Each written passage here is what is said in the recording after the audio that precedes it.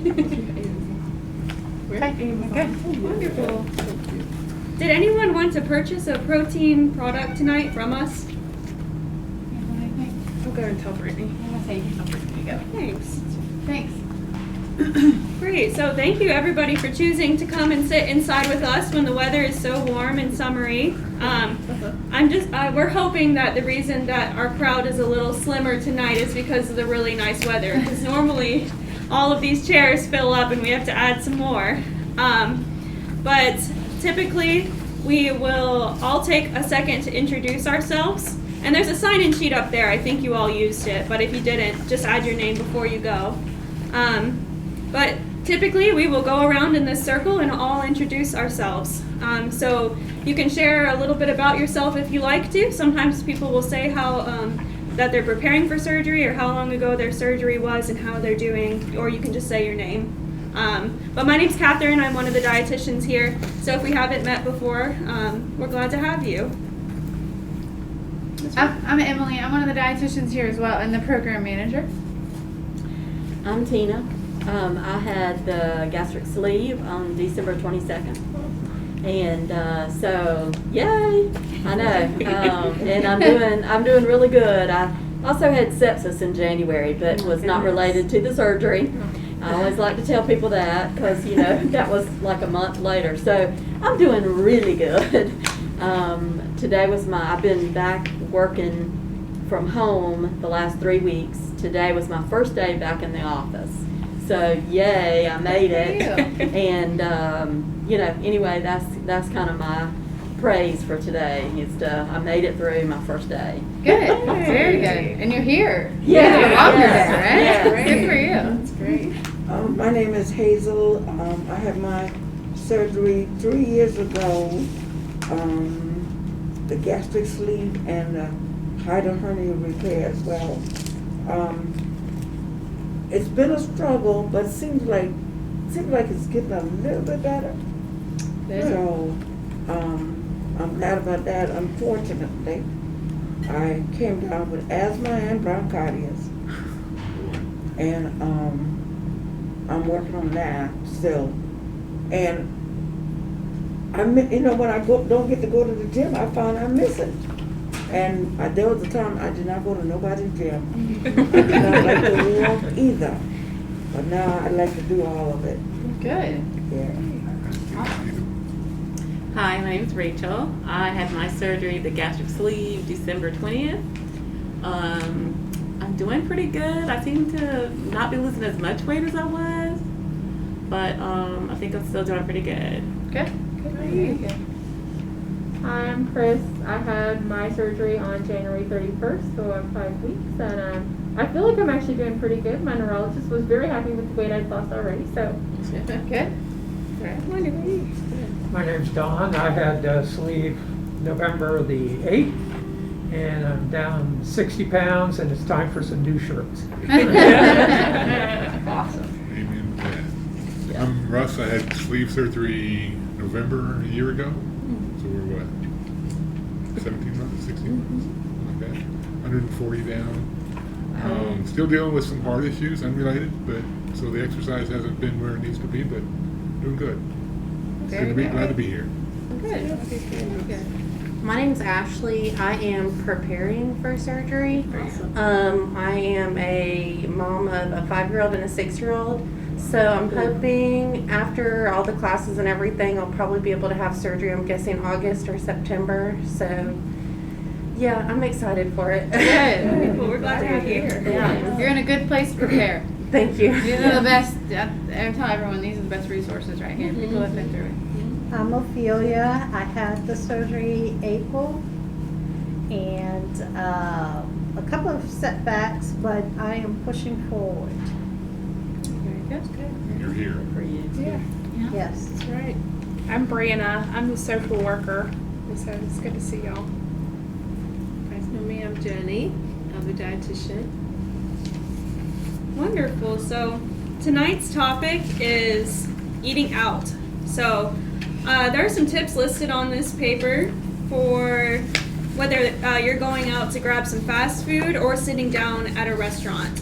So So we'll talk through these tips briefly, but I'm also excited to hear from all of you and your experiences since surgery and some of the tips that you might have, or some of the good high protein, lean protein options that you've found out and about. Because sometimes even after surgery, going out to a fast food restaurant or a sit-down restaurant is a little unavoidable. Maybe your family invited you, or your kids want to go. Sometimes you find yourself there and, it's not the dinner that you wanted to have. It's not what you would have meal prepped, but you can still make good decisions while you're out. So we can talk through some of those things, but of course, eating in the real world or eating out is not going to change. The portions are always going to be too big. Fast food is becoming more and more popular, more and more convenient. You can use an app on your phone now to have it delivered to you wherever you're at. And yes, and if you have gotten in a drive-through line recently, you've probably noticed the line was really long. A lot of people are using them. So I think fast food has become more popular. And I also think the healthiness of some of these fast food restaurants has been on the decline, because I looked at a McDonald's menu recently and they don't offer grilled chicken anymore. They don't offer anything grilled. They don't have salads on the menu. They took them off. Oh, really? Yeah. They still have them, don't they? I think Okay, good. I think they do. You Good. have to ask for them. Okay. Wonderful. So Interesting. I remember when I was younger, they had wraps, and a tortilla wrap with some lettuce, and they had a grilled chicken sandwich. But I've just noticed that there's less healthy options. I'm glad they have salads available. So I looked at a menu and I didn't see them on there. But Don't very- quote me because I don't go there anymore. yeah, I know. So, but I remember when they used to at least have grilled chicken as an option. Now everything on the menu is fried, every meat, or it's a burger. What restaurant is this? McDonald's. McDonald's. Oh, Yeah, McDonald's. Absolutely. So, and that's just an example. There's lots of other restaurants with better options.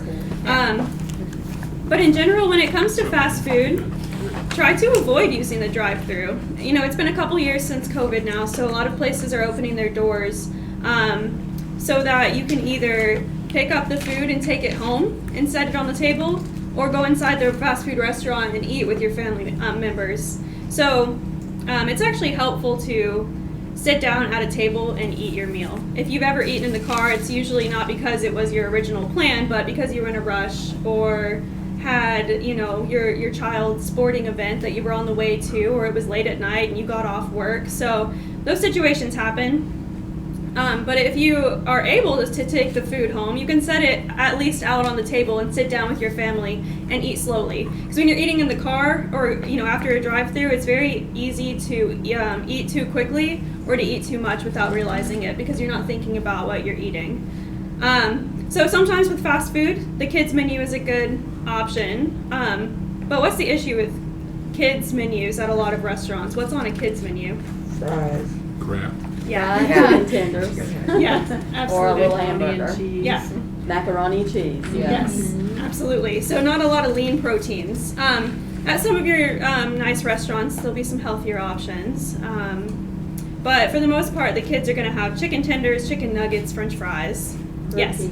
Minor question. Chick-fil-A, they have a kale salad. I get. Is that a good thing to get? Yeah, absolutely. Because there's nothing bad in there. Well, I don't know, but they actually have a picture on here about some salads that we'll talk about at the end. Okay. Because a lot of times a salad is a good option at fast food restaurants, but you still have to be mindful of everything that they put onto the salad, because there can be a lot of toppings involved sometimes. In general, though, your grilled meats are going to be a better option than fried, and a lot of fast food places have a lot of fried food. So that's a lot of extra calories, especially if it's deep fried. And you don't know how many calories. It could be 200 or 300. It could be more. So try to choose the grilled options and the lean proteins wherever you can. Okay. I know all fast food is bad, but isn't Chick-fil-A kind of like the lesser of the evils if you go to fast food? Because even the fries, the grease they cook in is like not as bad as the other ones, or. So I'm not sure how the grease is different. It's a different oil. A different They oil. do cook Yeah. it, yeah, they cook with peanut oil and it's a lot healthier. They do And- also have grilled versions, including grilled nuggets that are not breaded. Yeah. So I know They that- have no flavor, but yeah. we were Actually, the talking. grilled nuggets taste pretty good. Yeah, I mean, not I- as good as a fried, but the grilled nuggets They're not actually, bad at all. the grilled No. nuggets, I actually don't even need dipping sauce when I have them. 'Cause actually, the grilled nuggets, I disagree with it. The grilled nuggets, I mean, I ain't gonna lie, they don't taste good as fried ones, but the grilled nuggets actually taste pretty They good. got a good marinade to them. They do well with them. I You know, agree. don't be fooled though with, you know, the oil. A tablespoon of butter, a tablespoon of canola oil, a tablespoon of peanut oil, a tablespoon of bacon grease, a tablespoon of lard, all has 100 calories. So some might be a little bit more heart healthy, but it's still going to be a lot more caloric. You know, anything fried.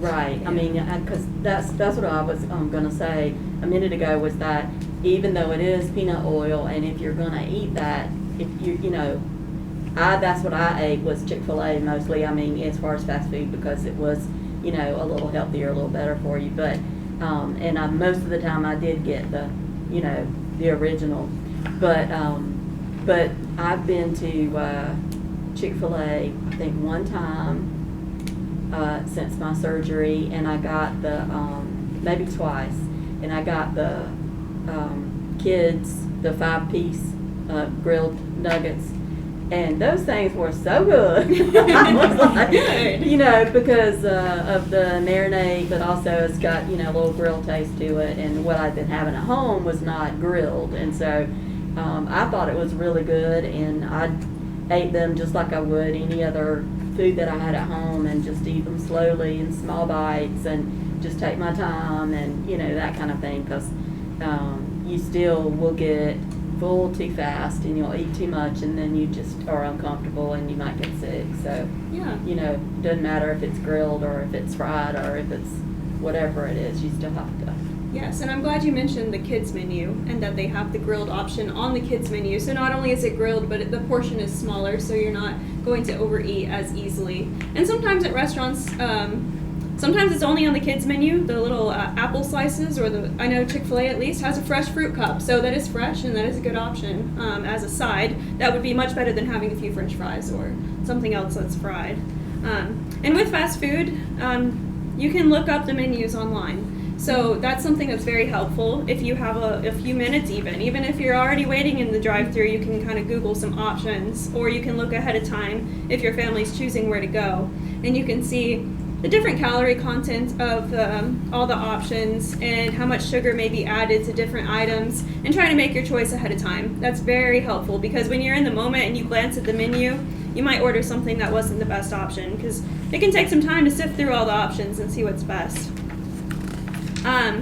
And then when it comes to sitting down in restaurants, that's completely different from fast food, because usually when you go out to a restaurant, you are going for an experience, right? And so a lot of times it sits with family or friends. So I think some of the same principles apply to sit down restaurants. The idea is that you want to be mindful. And so a few ways to do that are to, you know, remember your goals while you're sitting in a restaurant. If you're somebody who makes sure that you separate the times that you eat and drink by, 30 minutes, make sure that you ask them to hold the beverages, because a lot of times they'll bring out a water whether you want a beverage or not. And a lot of times if you have that beverage sitting in front of you and you're going to be sitting at the table for a while, you're more likely to sip on more of that beverage than you would have, at home. So remember that. And also when you sit at a restaurant, a lot of times they'll go ahead and bring out the bread or bring out the basket of chips. So you can either decline that, or if other people are eating it, just ask them to set it on their side of the table so that the temptation isn't there to just have one chip. One chip turns into 3 chips sometimes. So if you're usually tempted by the basket of chips or by the breadsticks they bring out, of course your family members might want to enjoy them, but maybe ask them to keep them down there, or ask the server to only bring out 2 or 3, because sometimes they will bring out a basket, right? And replace the basket. Yes, Yeah. and then they'll refill it. Absolutely. Hi, welcome. Some dude right here, you can grab some material. And another tip that I love for eating in restaurants is to get that to-go box. Obviously, if the portion's too big for you, but try and get it at the beginning of the meal. Ask the server to go ahead and bring it out. That way, when your plate comes and it's got a lot of food on it, you can go ahead and portion off what you know you won't be able to eat and put it in the box and set it aside. Because if it's on your plate while you're sitting there for an hour and a half with your family, you might take another bite because it's sitting right in front of you. And you might take a couple more bites here and there and overeat without realizing it.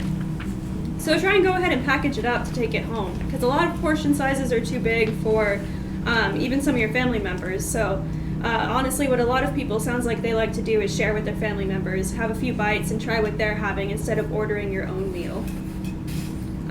And remember to eat slowly and be mindful.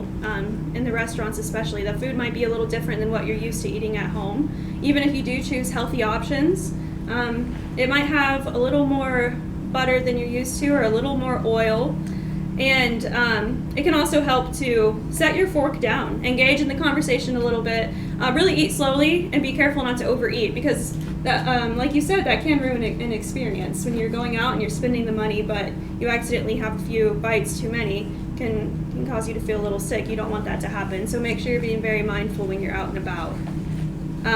Another tip is to eat off an appetizer plate. So sometimes they bring those out. And, you know, on the same token, sometimes appetizers are a good option for your entree. Sometimes they're smaller than entrees at restaurants. I've seen grilled shrimp on a lot of appetizer menus. Again, there's going to be a lot of fried food, even in some of these nicer restaurants, but sometimes an appetizer is a good entree option, and eating off of that small plate can be helpful, especially if you're taking a little bit of somebody else's food as your meal. And remember that it's okay to make those special requests. You know, when you're looking over things and you're thinking, you know, I wish this wasn't fried chicken. I wonder if they'll make grilled chicken. Just ask your server. A lot of times they can make accommodations, and a lot of times they can put your dressing on the side, or they can switch out the meat that's in a dish if you'd like them to. And I went to California Dreaming, and I told the other dietitians this today, but I ordered a chicken Caesar salad as my entree. And when it came out, there was a giant crescent roll on the side of the salad. I didn't know that was coming. And it had honey drizzled on top of it. So I knew that my salad was going to have, I read the menu, so I knew that my chicken salad was going to have grilled chicken, Parmesan cheese, and lettuce. I didn't know that it was going to have a giant crescent roll. It didn't say that anywhere on the menu. And someone else at the table ordered a side salad. It also had a giant crescent roll on it, even though that person had a steak dinner on the way. So, you know, I just say that as a reminder that sometimes you read the menu carefully. You might have read it before you got there, but there's going to be surprises. They might bring out bread when you didn't want bread. And it was good. I had the bread, but I would not have eaten that bread. I wouldn't have ordered it if I knew that it was, you know, going to come out. So that's just, you know, a reminder that there's going to be temptations when you're eating out. So, you know, a lot of you, if you're going with family members, sometimes that's helpful, because they can take that piece of bread for you if it's tempting. And, you know, also a lot of times when I've ordered salads, the dressing comes mixed in, and I've noticed that I don't really know how much dressing it is because it's folded into all of the lettuce. So it could be full of sugar. It could be sometimes 300 or 400 calories. I just don't know because I'm at a restaurant and I didn't make it myself. And there's a little note on the bottom of your sheet to think about how the food was prepared. So this goes for fast food or sit-down restaurants, but the method of preparation makes a huge difference in how healthy the food is. So we already talked a little bit about fried food, which is usually dipped into oil, and that adds a lot of calories. But in general, if you see a description of a meat and it says baked, grilled, broiled, or steamed, a lot of vegetables are steamed, that's a good cue word, because if you think about those methods of preparation, they're not adding oils or butters. They're not adding a lot of calories, most likely. So those are good options. And then there's a few examples of keywords here. If you see something like creamed, they've added fats. They've added some cream to it, so that will up the calories. Scampi, cooked in oil, not one you see very often. I know they have a shrimp scampi at a lot of places. And then there's some other keywords you'll see sometimes, like battered. That's the same thing as fried, right?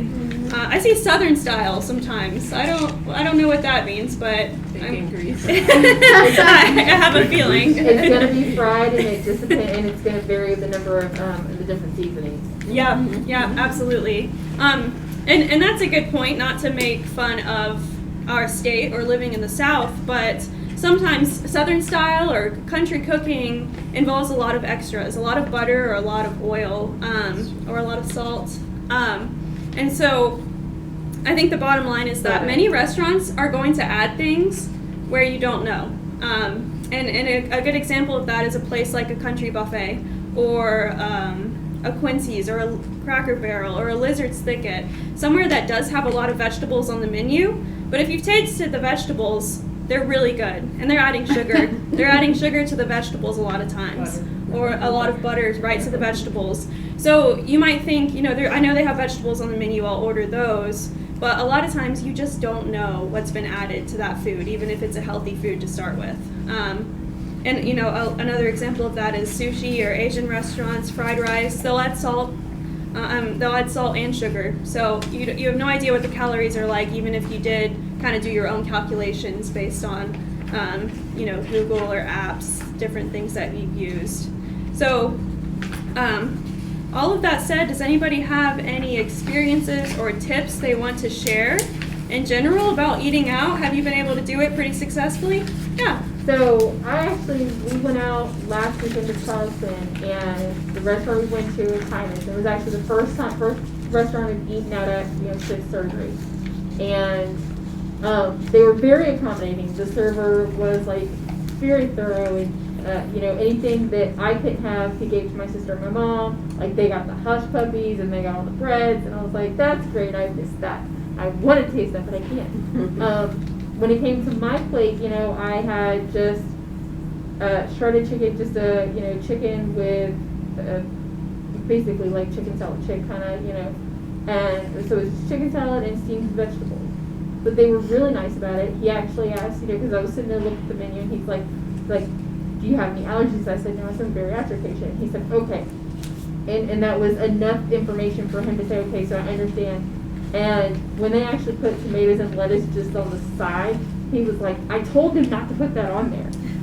That's really nice. Yeah. That is really nice. I hear stories about people eating out sometimes, and it's usually not, people are not usually as accommodating as that. And I've heard some people have explained why they need the kids meal, and the restaurant wanted them to order the adult meal anyways, not understanding what the surgery is or why they're eating a certain way. So that's nice. That's really encouraging. Absolutely. I was at the Cheesecake Factory this weekend, and they actually have a skinny menu. Okay. And they have under 500 calories if you need to, small, and it's smaller portions. Yeah, absolutely. The beet salad, that's the best. Oh, yeah. What is it? I love the beet. It's beets and greens. Oh man, did you see that on there? I saw it, but I didn't taste it. I was like, Because I love that. I assume wasn't you mean the sure. Cheesecake Factory in Charlotte, in Southport Mall. Oh, okay. Well, I'll check them out. It's the closest one, isn't it? Yeah. I think Probably. so. But is there another one? There's one coming at Columbiana Mall. Oh, Oh, really? God, A Cheesecake Factory? Oh, Columbiana? Yeah. I see some head shakes. But it sounds like they have a whole separate menu of things that are under 500 calories. So that's helpful. A lot of restaurants don't have that, so you're left to guess. A lot of even sit-down restaurants now will list calories at least under the menu item. But a lot of times you still don't know how many grams of protein, how much sugar. You don't know exactly where those calories come from sometimes, or if they're completely accurate. Yeah. Yeah, that's another issue. there are some places, even before I had the surgery, we've always had a lot of luck with, like Chicken Salad Chick or Zoe's Kitchen. Yeah. Where they actually are healthy, and that's pretty much what they are. Everything Yes. they do is geared towards that. Yes, absolutely. And that's good. I think there are some places that do try to cater to a healthier diet. So, places like Panera, they're a chain, but they've got more salad options on the menu. And when you go there, you can order a lean meat and a salad. Yes, there's lots of sandwiches. There's unhealthy options too. But once you do a little research online and you can look at menus online and look at calorie counts, you can learn a little bit before you go, which is so helpful rather than just showing up and then glancing at the menu and making a quick decision. So California Pizza is another place because you can actually get cauliflower crust with them. Okay, I did not know that. What place? California Pizza? You mean the grocery store? Or? No, it's actually called California Pizza. It's in Harbison. Over there's a pet place over there, a vet's clinic that's over there. That's called California Pizza. They have gluten-free crust. You actually, what it is you actually do your own pizza. So you tell them what you want. You pick out your own topping, pick out your own crust. Blaze Pizza? California Blaze. Pizza. Blaze Pizza. Oh, Yes. Yeah. But there's Blaze does the You're- same thing. Okay. Yeah. I'm from Yeah. Jacksonville, Florida. So we have like Yeah, you multiple said versions of the California. same thing. Yeah. Pizza Kitchen, yeah, they have Yeah. that. They Yeah. have- But So then it's they've got the gluten free plus they also have the Yeah, Maud has cauliflower that too. crust. Wonderful. Good. Maud That has actually that. reminds me, I mean, sometimes I want pizza. I mean, is there a place that's just the lesser of the evils? I mean, Papa John's pizza, does it, I mean, they're all equally bad? There's not one that's like slightly less bad? Or Get some thin crust and have a little bit, have a taste of it. I don't know if there's one any better than, but I would advise to use caution with cauliflower crust because read your labels. Yeah. Yeah. The carb count on the cauliflower crust. yeah, is and big. Depends what they I thought mix it in. gluten free because Papa John has a gluten free pizza crust. I thought that was at least an improvement, but someone told me that it's actually not much better. No, typically not. I mean, sometimes it is, but sometimes, so it's geared toward gluten, so it doesn't mean that it's going to reduce your calories so much. There's usually something else. I would say the same thing about sugar-free. If you find something sugar-free, they've added fat to it to make it taste better, right? So they're only doing something to alter things to make them taste better. That's really what it's made of. I generally tell people, like some of you guys that are early out or thinking about the future, always try something at home first, because I've heard so many stories of, I was doing really good and I hadn't had seafood. We were going out for seafood and it was grilled and I got so sick. Because your taste and your tolerance for things change, after surgery. For some people can tolerate everything, but I always say eat something similar at home before you try to have it, out.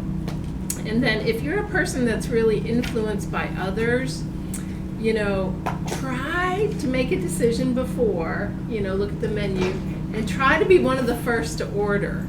Because have you ever been at a place where you're like, okay, I'm going to get the vegetable side, right? And I'm going to get the, grilled chicken, right? And then you're not ordering first and somebody's getting something fried and somebody's getting, the sweet potato fries. And then you're thinking, oh man, those are good. I didn't know they had those here. And then it comes around to you and you're like, oh yeah, I'll take the sweet potato fries again. But try to order kind of first and make that decision if you're easily influenced by everybody. And I love all the mindfulness because, you go out to eat to have fun and yuck it up with your friends, right? And you're not always paying a lot of attention. But you need to, otherwise you'll be ill or, going way over your calories. And some may find that eating out just isn't no longer a good fit. Yes. If you are triggered when you walk in that restaurant, I know if I walk into Chick-fil-A, I'm going to get a number one. So it's just best for me to avoid it altogether. You know what I mean? So you have to find what works for you too, because if it doesn't work at all, I know I can't step foot in it, because I will get it, whether I talk myself 10 times out of the way. So you have to find if eating out, it is something you enjoy with your family, well, can we go walk at the river instead of eating out in a restaurant? Because I've tried it before and it's not working for me, What can we do? Emily's talked about that before. What can we do instead if it isn't working? And it's okay. It's kind of sad if it isn't working, but, Doing a different activity. with your Right. family. We have to find what works for us. Is the grilled chicken from Chick-fil-A okay? It's really low in calories based on their website. So if the website's accurate, you can get a little 5-piece, which I'm guessing is the kids. It said it was around 80 calories. Yeah. Yeah. So it is low in And calories. it's good. Yeah, that chicken is delicious. I'd $3 rather and have that another than fried anyway, actually. Well, the grilled chicken sandwich might be a different. Oh, You yeah, still got I the don't bread think and the so. cheese. Yeah, and the absolutely. sauce and The sauces at Chick-fil-A is what's harmful. Yeah. I didn't look at that. It was listed on here. They're right here. Lord. All that. Absolutely. So the issue, isn't choosing which fast food restaurant is best. It's really choosing how often you want to be in that environment. Because you can get grilled chicken at Chick-fil-A if it's one of those situations where you're out. Maybe you're in another state or another town on vacation with your family, and you're not going to a grocery store. You're going to Chick-fil-A and you're hungry. Then the grilled chicken nuggets are a great option. But the truth is, you can make grilled chicken nuggets really easily at home. Super easy. And when it comes from a fast food restaurant, you don't always know that the nutrition facts are correct. Sometimes there's teenagers back there cooking, so they might have added more grease than they're supposed to, more oil sometimes. So if you are making those things at home, then you're saving yourself your trip to that fast food restaurant where temptation exists and it's a little more expensive anyways. And I have talked, like Brandon said, I have talked to some people this week and last week who their family's big thing was going to a buffet or going to Rio's, going somewhere where the food was unlimited, and they're going to skip it. Because it's just not enjoyable for them because everyone's going there to eat and their family is excited to eat. So they'll spend time with their family that day, but when they go out to eat, they're going to skip that.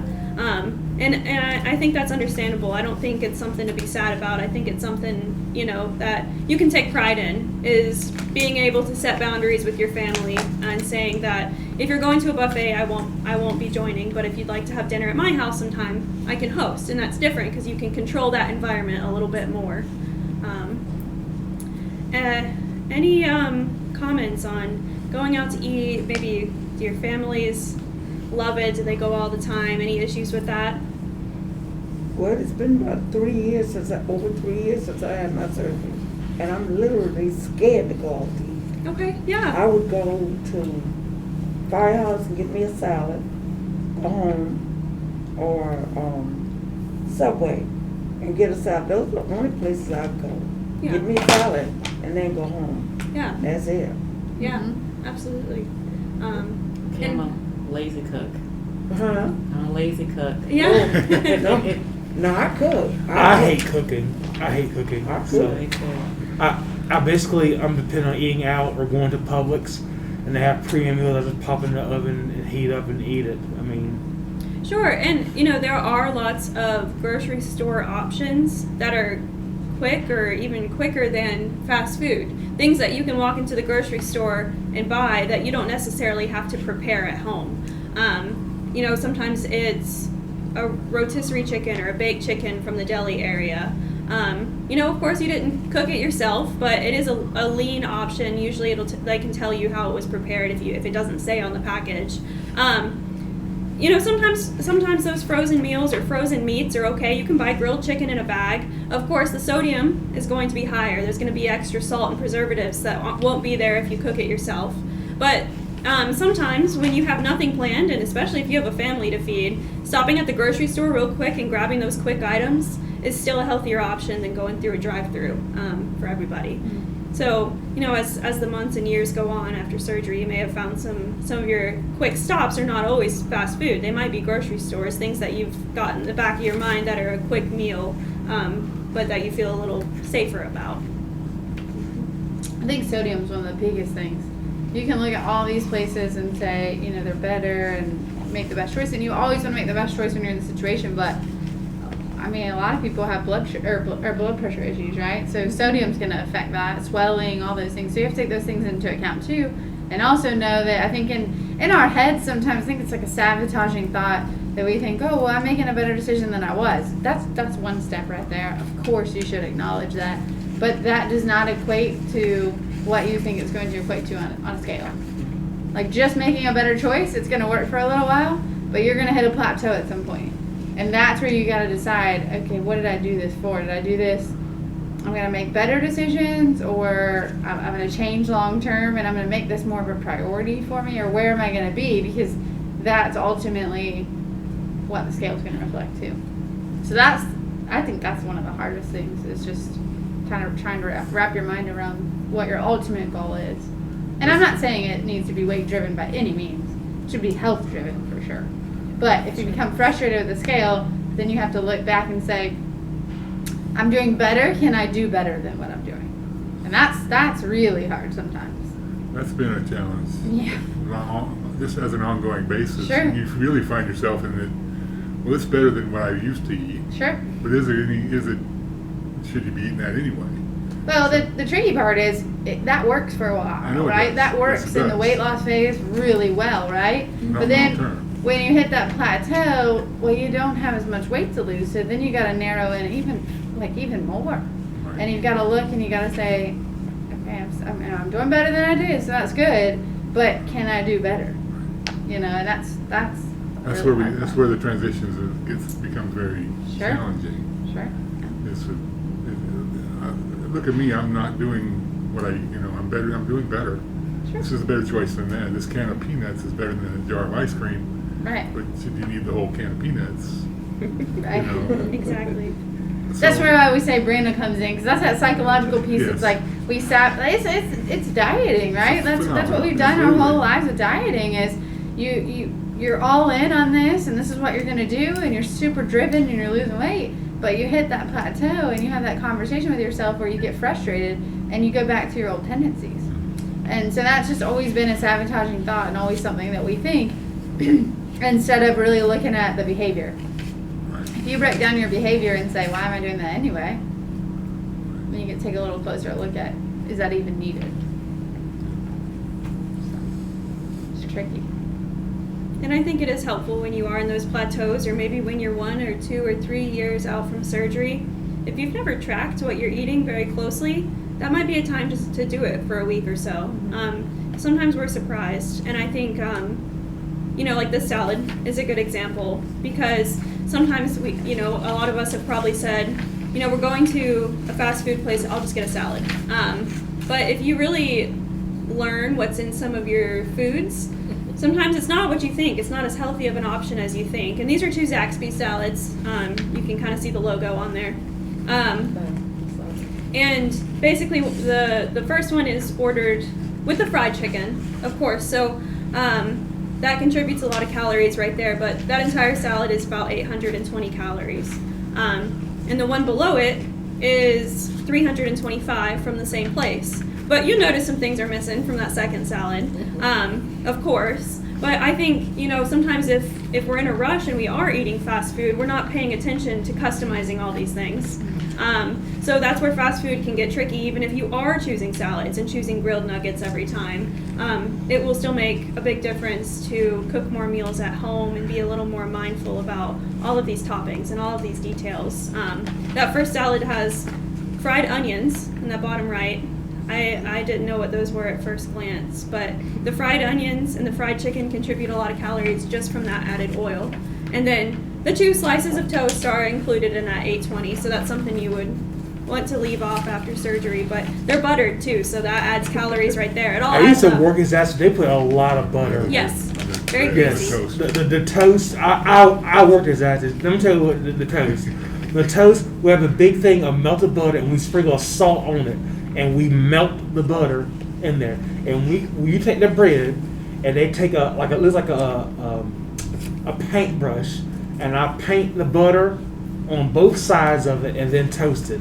So that bread has a lot of butter and salt on it, a lot. And that's a good example of how we don't know if the calories or the fat or the sugar that's listed on a website or in a fast food restaurant is always right. Because if they're using a brush, what are they not It's not doing? measured. They're not measuring. Right. So sometimes you may order something thinking it's 600 calories, but in reality it's closer to 1,000 because someone has a heavy hand or they're not measuring properly in the kitchen. So when you're doing those things at home, you can measure. Even if you are having some butter, maybe that's not usual for you, but you can measure it and you can know how much you're eating. So that's a good example of It's also got bacon on there, and that bread is also Texas toast. So it's Yes. that double. Yes, that one on the bottom is missing a lot of toppings, but it does have Yeah. grilled chicken, cheese, cucumbers, and tomatoes. So all of that together.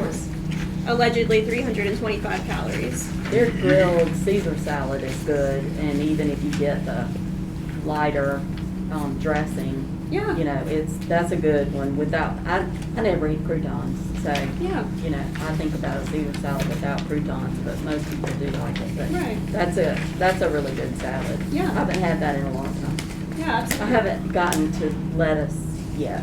Yeah. You know, so I'm still like on the low end of the portions, and I haven't gotten into the lettuce, so Yeah. salads yet. So. Absolutely. I'm glad you mentioned the light dressing, because my last page is all of the sauces and dressings you can order at Chick-fil-A. And so, you know, obviously every fast food restaurant is different. Some restaurants you're not going to be able to look at this. You know, a sit-down restaurant, they might not have the nutrition information for their sauces and dressings.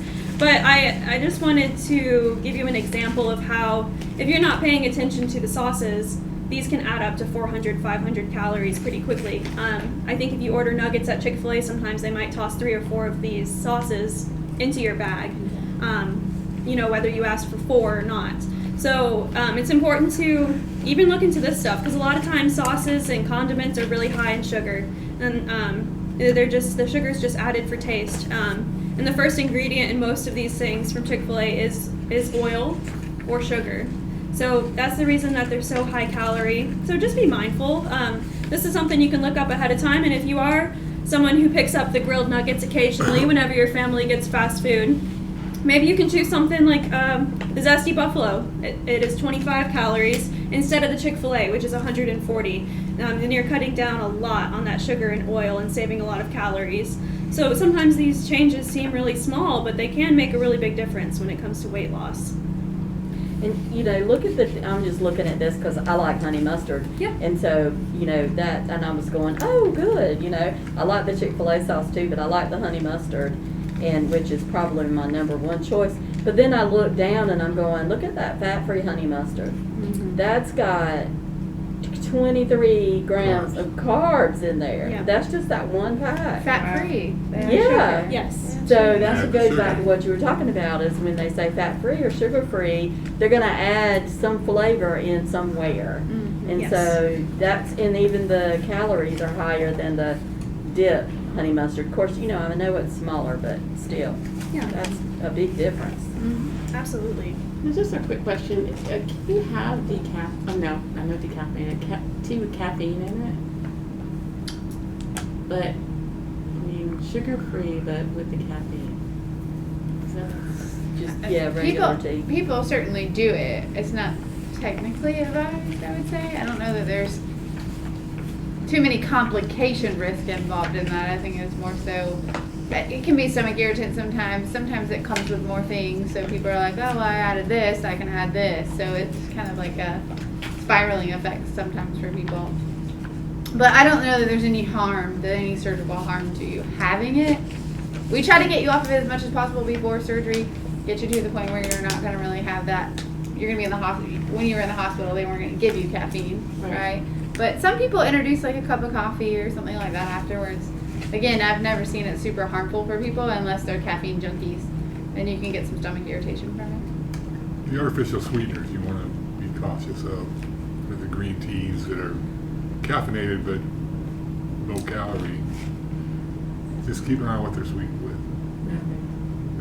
Some people are sensitive to Yeah. it. Mm-hmm. Different types that are out there. Okay, so if you're not sensitive to it, are the artificial sweeteners bad?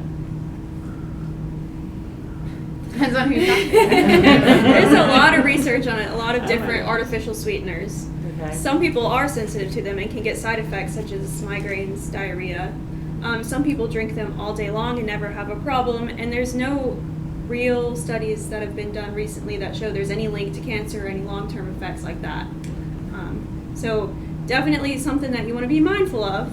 You know, it's definitely not perfect, but some people drink artificial sweeteners all day long and don't have a problem. Some get side effects.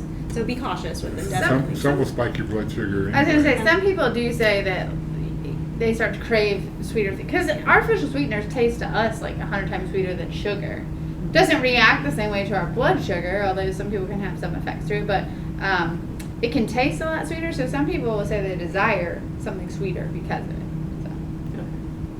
Like you want to get rid of that, and I need something sweet taste. Mm-hmm. You know, and that still gives it to you. I tell people, you know, if you're putting one in something occasionally, that's fine.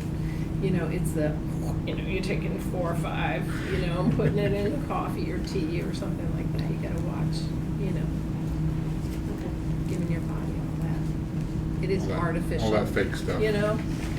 And sugar alcohols, those are non-digestible, so those will go through you and cause that diarrhea, yeah.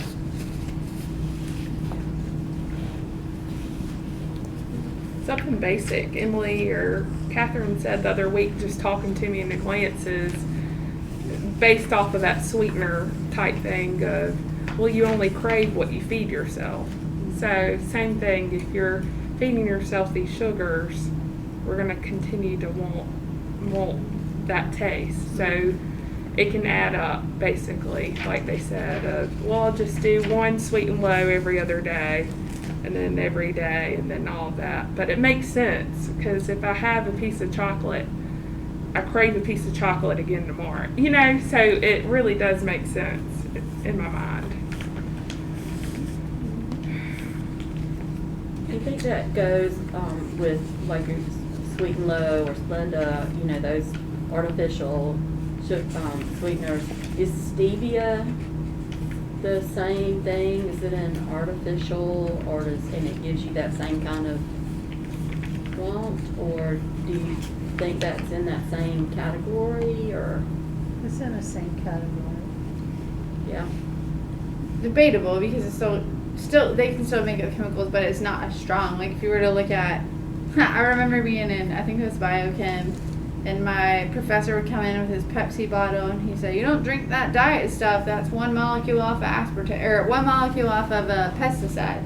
Aspartame was. So like he would look at the chemical compound of it. So yeah, like so I think aspartame has like 1 extra carbon, and then Splenda falls right behind it, and then your stevia would fall further on the other side, because technically it's a natural sweetener, but they use chemicals in the process of it. Mm-hmm. So when it's used in other things. So. But some people would gear more toward that option than aspartame's usually what people are most afraid of. Oh yeah. The Yeah. diet And sodas.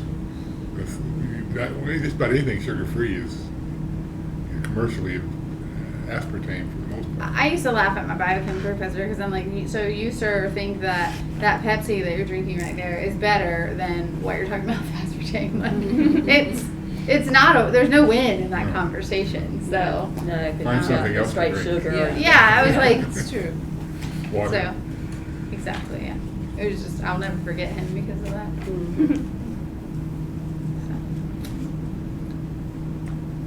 Any other tips or experiences about eating out? Something that you felt was a good option? A couple people have told me they've ordered Chili's at fast food restaurants. So Wendy's has a cup of chili. To my knowledge, it wouldn't have any added butter or oil.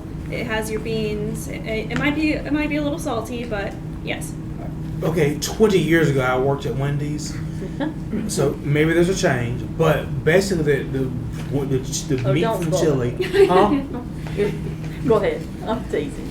She said don't spoil the chili if it's bad. No. Okay. No. When it comes to the burgers that they burnt or whatever, they take it and they boil it for like an hour.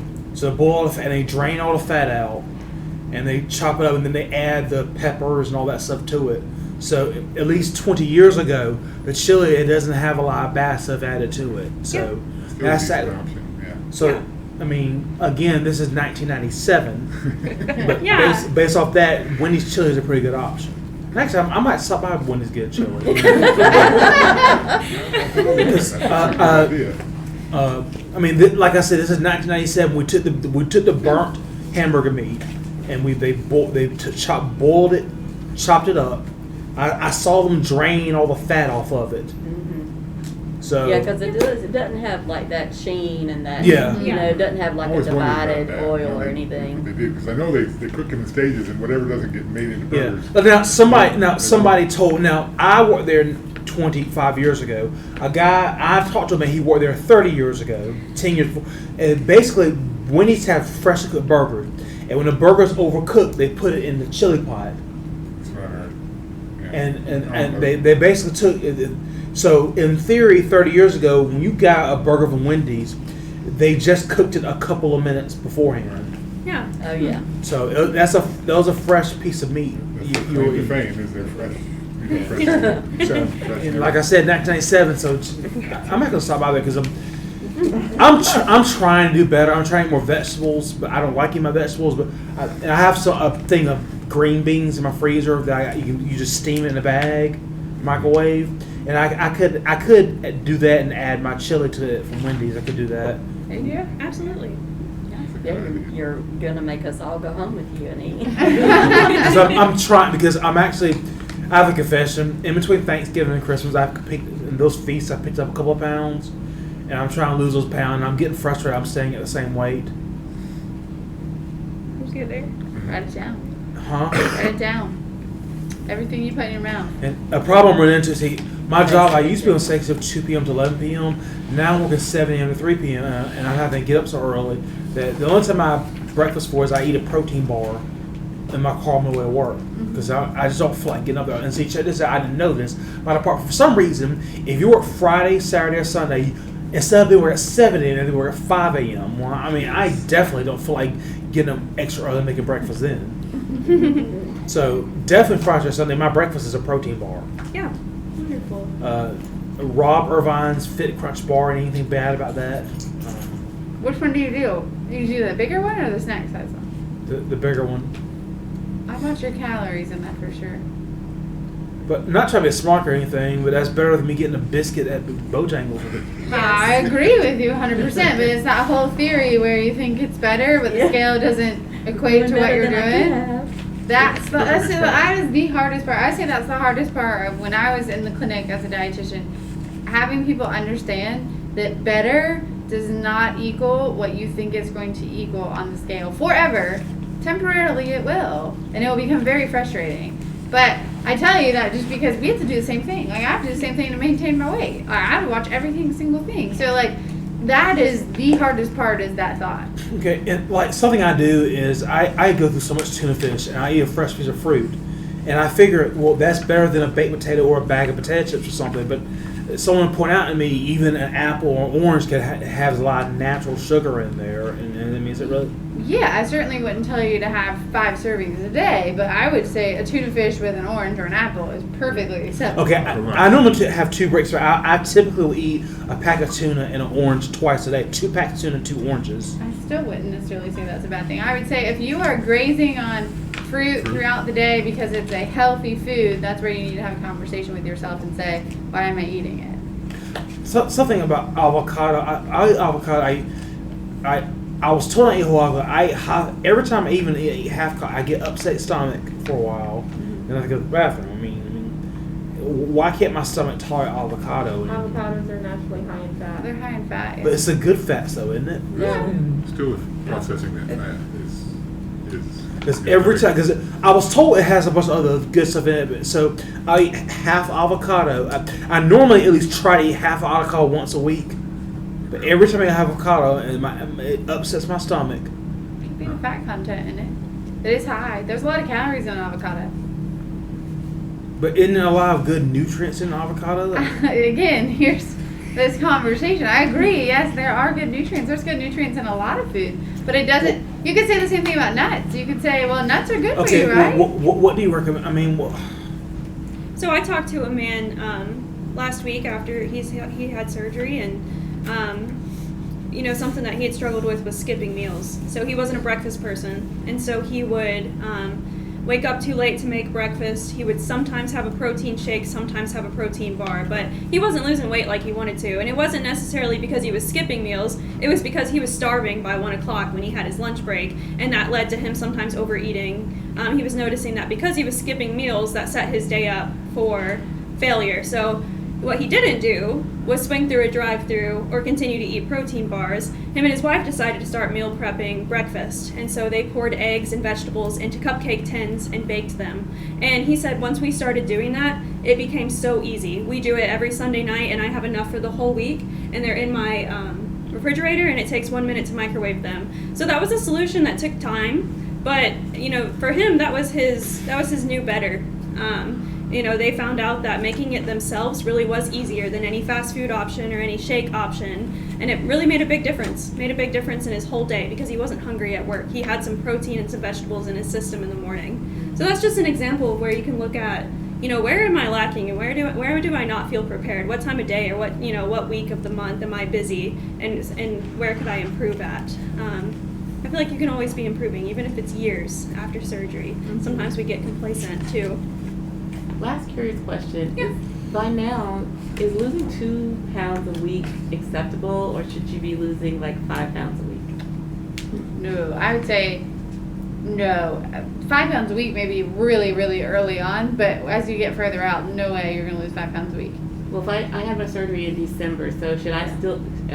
I should. No, you'd probably be closer to like a 2 pound average. I would say 2 pound a week. Probably. Okay, that's where I am, but I felt like maybe I was. Well, I only lost 1 pound 7 ounces last week. So I'll say that's an average because So you you could go. lost Y'all 1 can pound. all chime in and say. I mean, you can go 6-8 weeks and you might not drop anything.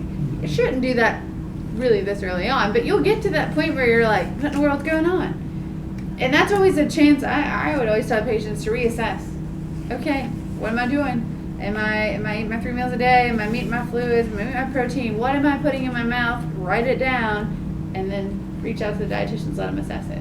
Because sometimes it's not because you're doing something wrong, but you got to look at your total weight loss from the time that you had surgery, because it's not going to keep the steady flow.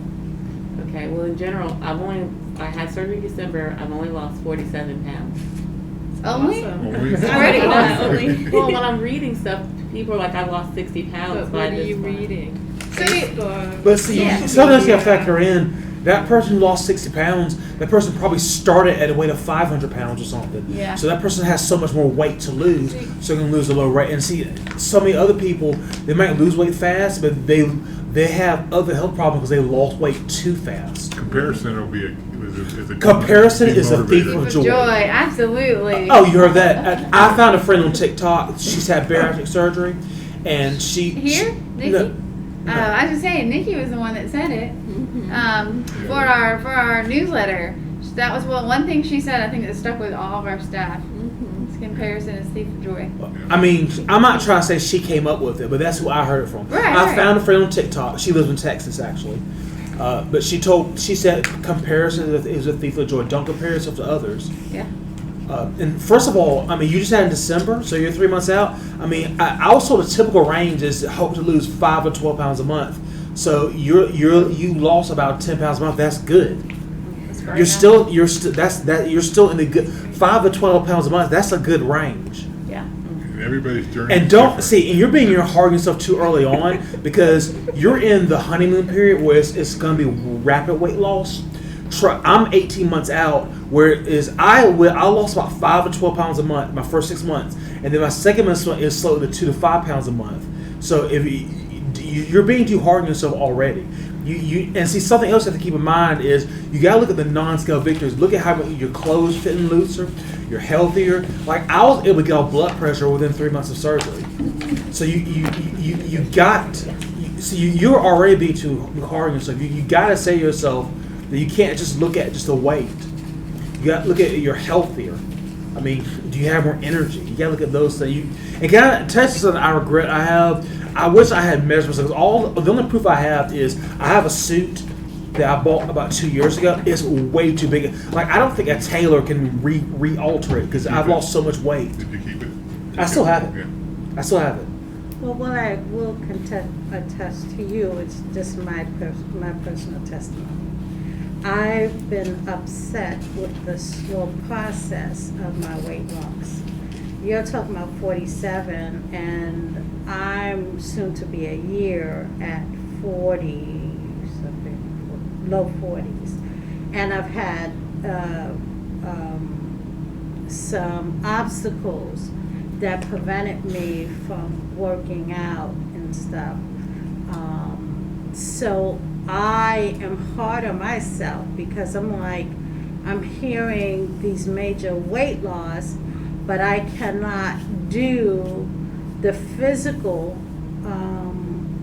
exercises that requires that, that's involved with the process. And she was able to tell me, but you're doing really good. You know, I'm still losing, but not to compare to what I wanted to. And I got discouraged that I was like, oh, forget it. And then we could test, I said, I'm going to get right back to it. And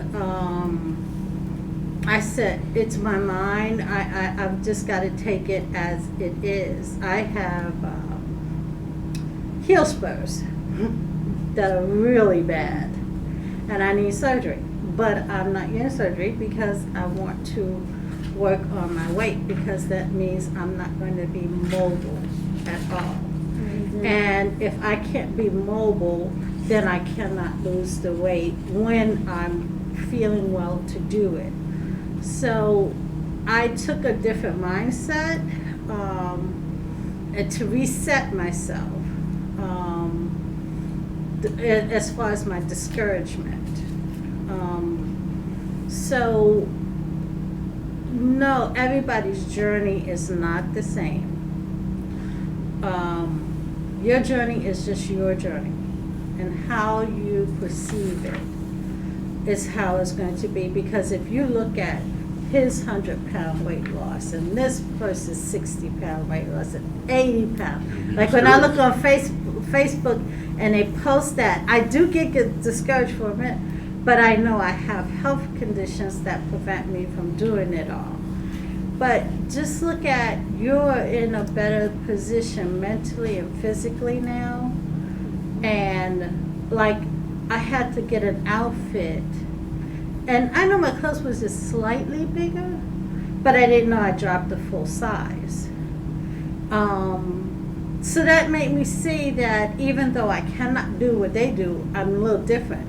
Like, every once in a while I eat out, everyone's going to be in a position to eat out, but how I do it, I want my protein and I want a lot of vegetables. You know, at home, I'm a lot different. Now I see why they say to eat at home is better, because I'll have my chicken, my shrimp, or something, and I'll have lots of vegetables. So now I see why most patients that have the surgery prefer to cook and eat at home. So I'll prepare the food and put them in the little containers and have them in the refrigerator and heat them up. That's right. But, you know, I didn't, you know, I just make the changes. Yeah. But everything is going to be on. So you're so early. Don't compare. But if you just need a chat, call any of us. We'll talk you through it and make sure you're on the right track. I'm not trying to be smart or anything, but what if you have a full-time job and you work overtime and it's kind of hard to prepare yourself when you have a full-time job. You have to be at work. I mean, that's hard. As far as what? Meal prepping. Meal You prep? can actually buy all of the meal preps. There's a store right in Lexington, and they do healthy meal preps for you. It's like, I want to say it's like $4.50 or Is it $5. Clean Eats? Is that what you're talking Yeah, that's what I'm talking about. Mm-hmm. Yeah, and I think everyone has a different lifestyle. So we can all sit here and we can talk about our lifestyles, but I think you also have to decide where your lifestyle sits on your priority list, right? Because we all have busy lives, right? All of us have been here for at least 12 hours now, right, today? And we could have easily made the excuse to say, you know, we have a really long day, I'm gonna eat whatever on the way home. But no, we had to prep, you know, and prepare for the day. So I think it's where that falls on that list, and it does not fall equally with everyone, and it doesn't have to. But I think you all have, you know, individual journeys, and that's what makes everybody a little bit unique. So, thank you everyone for coming. Next month we have our plastic surgeon, Dr. Price, sorry, that's our colorectal surgeon. Yeah. Dr. Scott will be here. They're both new, so I'm sorry. We're gonna have Dr. Scott. So Dr. Scott's going to do a presentation. I don't know if you guys have seen this before, but usually we do bring in a plastic surgeon. Our last plastic surgeon with LNC was Dr. Lefkowitz, and what he would always do is come in and kind of show a presentation of the work that he could do. Dr. Scott's going to do very much the same thing. So some of y'all may not even consider plastic surgery, but it may be something that you might want in the future, she will go over those things and just kind of talk through what to expect from that side of things. She's really great. I have a question, but I think it's better to talk to y'all after the meeting. Okay. Y'all are free to go. I'll be, if you guys don't follow us on Facebook and Instagram, do that, 'cause that's the best way to figure out what's going on here. So yeah, let us know if you need anything like that, okay? One thing, I think